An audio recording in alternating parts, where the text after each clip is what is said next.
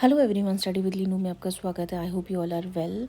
आज हम नया टॉपिक स्टार्ट कर रहे हैं, दैट इज़ रिएक्टिव इंटरमीडिएट्स। इससे पहले हमने इलेक्ट्रॉन डिस्प्लेसमेंट से रिलेटेड जितने भी टॉपिक्स हैं सारे डिस्कस कर लिए हैं। अगर आप हमारे चैनल पे नए हैं तो सब्सक्राइब करें, लाइक करें, शेयर करें हमारे वीडियोज़ को। काफ़ी इन्फॉर्मेटिव रहने वाला है आज का सेशन, तो स्टार्ट करते हैं आज का सेशन। आज हम डिस्कस कर रहे हैं रिएक्टिव इंटरमीडिएट्स के बारे में।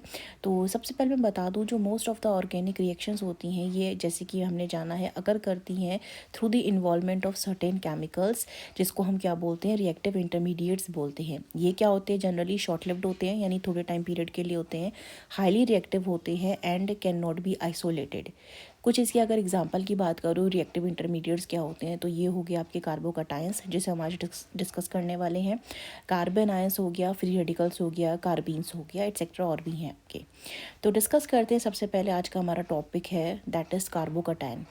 केमिकल स्पीशीज़ जो होती हैं यहाँ पे जनरली जो कंटेन करती है कार्बन एटम को, जिसके पास पॉजिटिव चार्ज होता है और वो कंटेन करता है 6 इलेक्ट्रॉन, यानी सेक्सटेट होता है उसके वैलेंस शेल के अंदर।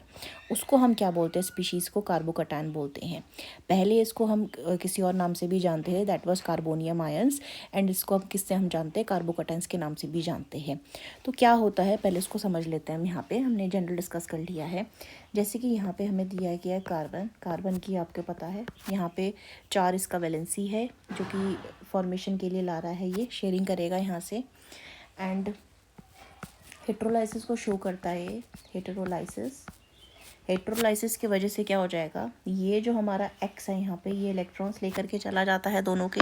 तो कार्बन के पास क्या हो जाता है, पॉजिटिव चार्ज आ जाता है, एंड प्लस यहाँ पे ये जो इंडिविजुअल एक्स यहाँ से निकल के गया है, इसके पास क्या हो जाते हैं, अपने लोन पेयर ऑफ इलेक्ट्रॉन होते हैं, एंड ये कंटेन करता है नेगेटिव चार्ज को।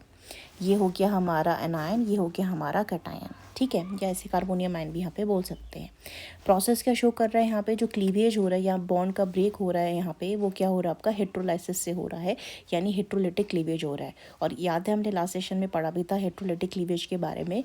ये कंसिस्ट करता है आपके पोलर सॉल्वेंट के अंदर, ये परफॉर्म होता है, पोलर बॉन्ड्स के बीच परफॉर्म होता है, जिसमें एक स्पीशीज़ आपकी लेस इलेक्ट्रोनेगेटिव होती है, दूसरी ग्रेटर इलेक्ट्रोनेगेटिव होती है, जो कि इलेक्ट्रॉन्स को अपनी तरफ खींच करके ले जाती है। बॉन्ड का ब्रेक हो जाता है यहाँ पे। ये कौन सा बॉन्ड होता है, याद रखेंगे हम, कोवेलेंट बॉन्ड होता है, जो कि शेयरिंग ऑफ इलेक्ट्रॉन पेयर्स के बाद ही फॉर्म होता है यहाँ पे। तो हम यहाँ पे डिफाइन कर सकते हैं कार्बोकटायन को अब थोड़ा सा, that is chemical species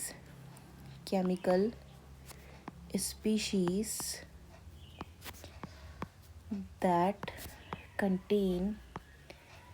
contain a carbon atom bearing positive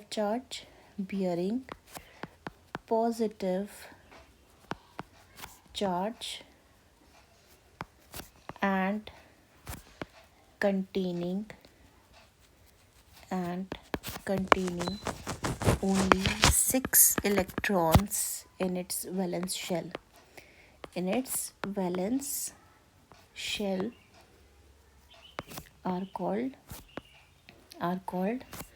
carbocation और कार्बोनियम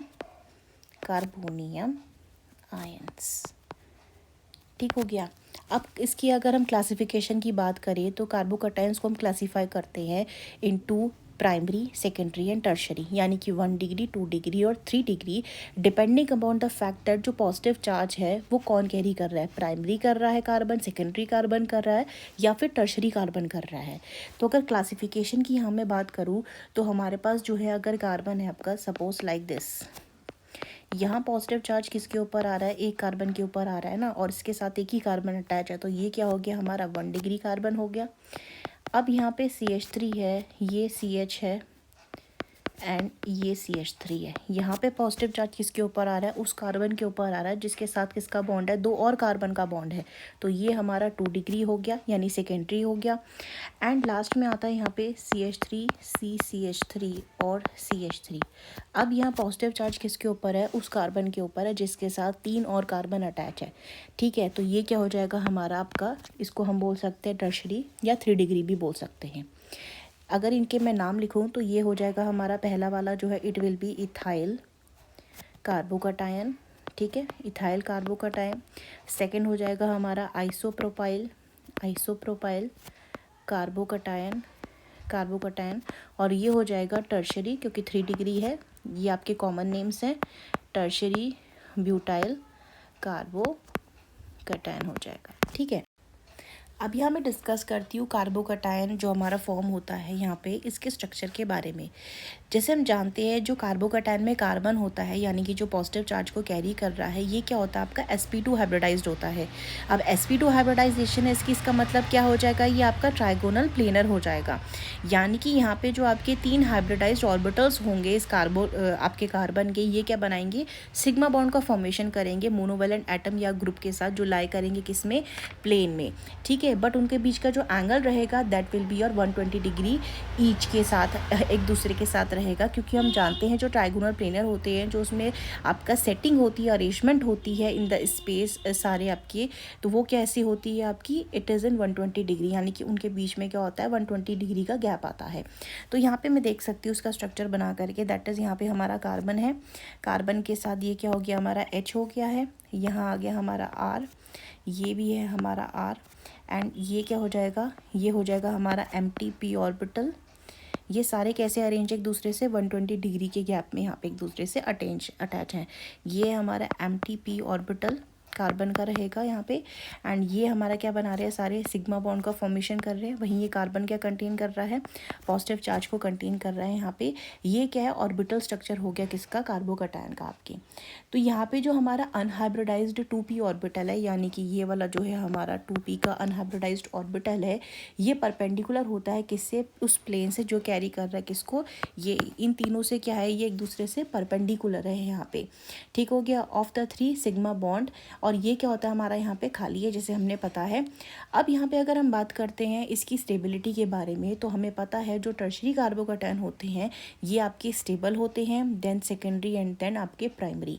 तो यहाँ पे 3 degree is greater than 2 degree and then 1 degree. तो सबसे ज़्यादा यहाँ पे स्टेबिलिटी कौन शो करने वाला है, वो शो करने वाला है 3 डिग्री आपका कार्बोकटायन। और जितना ज़्यादा अल्काइल ग्रुप अटैच हो जाएंगे कार्बन से जो पॉजिटिव चार्ज को कंटेन करके रखता है, तो उतना ज़्यादा क्या हो जाएगा, डिस्पर्जल हो जाएगा चार्जेस का, और उतना ज़्यादा स्टेबल क्या हो जाएगा आपका कार्बोकटायन, क्योंकि उतने ज़्यादा इलेक्ट्रॉन्स कौन दे रहा होगा आपके कार्बन को, वो सारे बाकी के जो अल्काइल ग्रुप्स हैं उतने ज़्यादा इलेक्ट्रॉन्स को वहाँ पे दे रहे होंगे। जितने ज़्यादा अल्काइल ग्रुप्स अब डोनेट कर रहे होंगे आपके इलेक्ट्रॉन्स को, क्योंकि कार्बोकटायन पे सेंटर पे क्या प्रेजेंट है, पॉजिटिव चार्ज प्रेजेंट है ना, तो जितने ज़्यादा यहाँ पे अल्काइल ग्रुप आपके प्रेजेंट होंगे, इतना ज़्यादा क्या कर पा रहे होंगे, ये पॉजिटिव चार्ज को लेस करने की कोशिश कर रहे होंगे ना, उतना ज़्यादा यहाँ पे क्या कर पा रहे होंगे, इलेक्ट्रॉन की सप्लाई कर पा रहे होंगे। इस करके यहाँ पे जो 3 डिग्री वाला क्या होता है आपका, जितना ज़्यादा यहाँ पे मिथाइल ग्रुप को या अल्काइल ग्रुप को अटैच करके रखेगा अपने पास में, उतना ज़्यादा ही क्या हो जाएगा, यहाँ पे इसको स्टेबल बनाया जाएगा इस कार्बोकटायन को। नेक्स्ट इसके बाद कौन आ जाएगा, हमारा सेकेंडरी आ जाएगा, उसके बाद कौन आ जाएगा, हमारा प्राइमरी आ जाएगा। ठीक हो गया। अब यहाँ पे जो इसकी स्टेबिलिटी होती है इसको हम हाइपर कंजुगेशन से भी समझ सकते हैं, जैसे हम लास्ट सेशन में हम पढ़ करके आए हुए हैं हाइपर कंजुगेशन के बारे में। तो हाइपर कंजुगेशन क्या हो जाएगी, यहाँ पे ज़्यादा हो जाती है, एंड जितनी ज़्यादा हाइपर कंजुगेशन रहेगी यहाँ पे, उतना ज़्यादा क्या हो जाएगा, यहाँ पे स्टेबलाइजेशन होगा किसका, कार्बोकटायन का। और रही बात इनकी रिएक्टिविटी की, अगर हम यहाँ पे बात करते हैं कार्बोकटायन की, तो कार्बोकटायन जो होते हैं वो बहुत ही ज़्यादा रिएक्टिव केमिकल स्पीशीज़ होती है, क्योंकि ये क्या कंटेन करके बैठे हैं, एक तो पॉजिटिव चार्ज है इनके पास, दूसरा क्या प्रेजेंट है इनके पास, वैलेंस शेल में 6 इलेक्ट्रॉन है। ठीक है, तो इनकी टेंडेंसी क्या रहेगी, अपने ऑक्टेट को कंप्लीट करना है, इनको कैसी भी स्टेबिलिटी को पाना है ना यहाँ पे। इस करके जो इनकी ऑर्डर ऑफ रिएक्टिविटी रहती है यूजुअली रिवर्स होती है इनकी स्टेबिलिटी के ऑर्डर से। इनका स्टेबिलिटी का ऑर्डर क्या होता है आपका, 3 डिग्री, 2 डिग्री, 1 डिग्री।